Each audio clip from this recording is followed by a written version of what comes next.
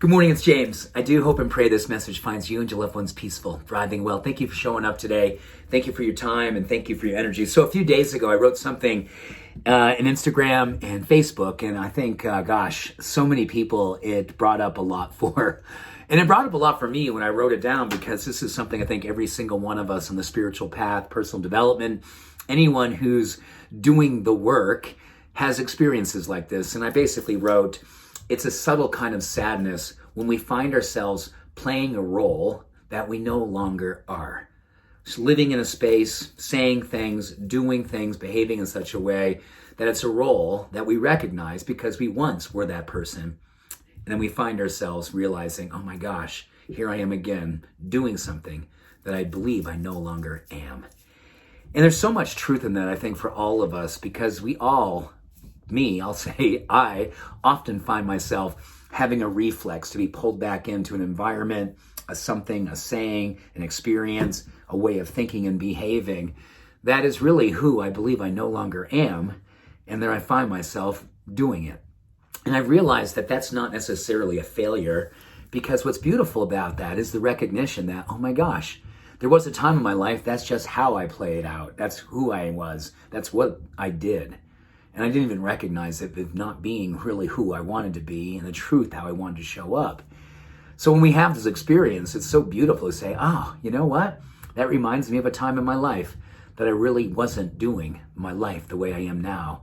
And I'm so grateful and feeling so fortunate that I have this self-awareness and the recognition to see that that's no longer how I want to show up and be that way any longer.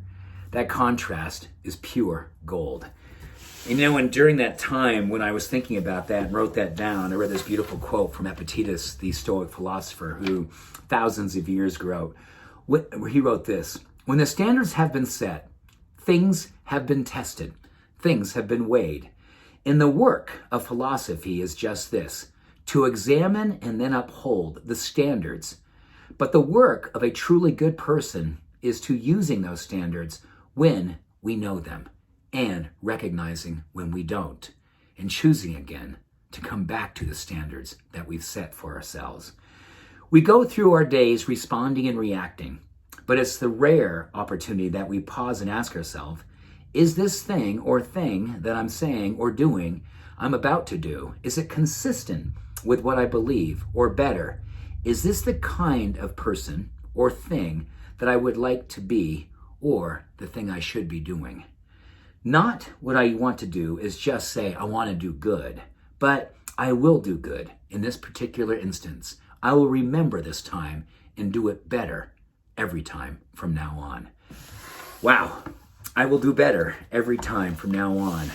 I think that's the beauty of sadness, or when we see ourselves failing in a way that we would love to be and not meeting the moment.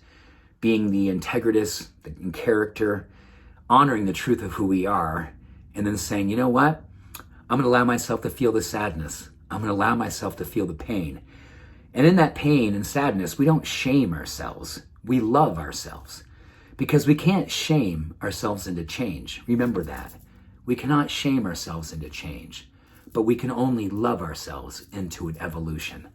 And I believe loving ourselves in evolution is just that.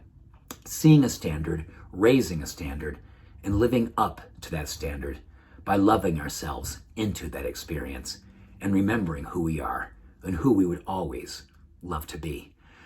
So if you, like me, every now and then see yourself playing a role of someone you no longer are, rejoice in the recognition when you fall into that experience again. And maybe, just maybe, we get an opportunity to say, this is the last time, I believe, because this sadness, this sense of loss, is something that I do not want to feel any longer, because I now know who I am. And from now on, I will play up to the role of the truth of who I am and rejoice in that experience with no ego, but a full expression of the divine that's inside of me, and never forgetting who I really am. Whew. So much good in that for, I believe, all of us.